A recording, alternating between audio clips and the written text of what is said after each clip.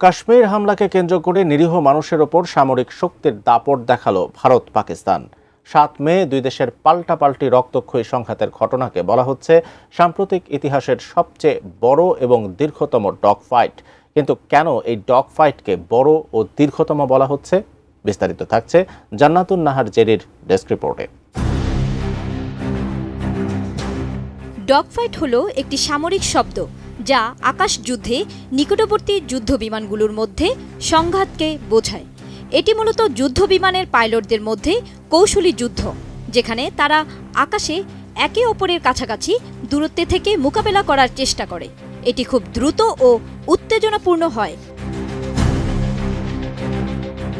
Dog fight প্রথম বিশ্বযুদ্ধের সময় ব্যাপক জনপ্রিয়তা পায়, যেখানে বিমানগুলো একে অপরের মুখোমুখি সংঘর্ষে লিপ্ত হতো।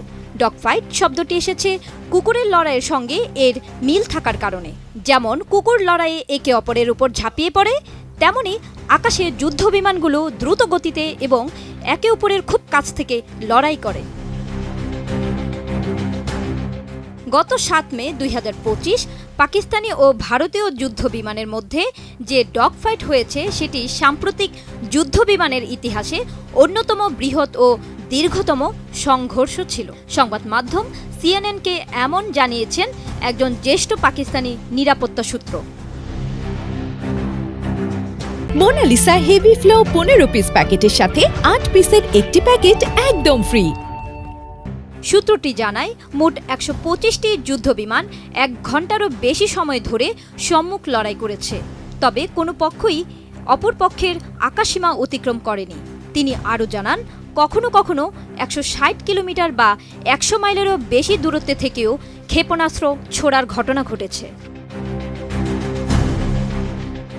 ৭ মে আজাদ কাশ্মীর ও পাঞ্জাব সহ পাকিস্তানের অন্যান্য জায়গায় ভারত হামলার চালানোর পর পাকিস্তানের বিমান বাহিনী তাৎক্ষণিক পাল্টা হামলা শুরু করে।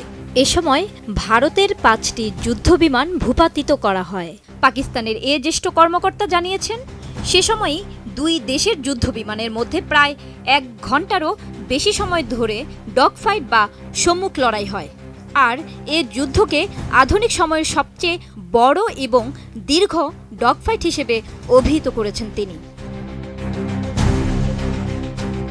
এর আগে ২০১৯ সালে দুই দেশের যুদ্ধ বিমানের মধ্যে ভয়াবহ ডগ ফাইট হয়েছিল। তখন এক ভারতীয় যুদ্ধ বিমানকে গুলি করে নিজেদের ভূখণ্ডে ভূপাতিত করেছিল পাকিস্তান।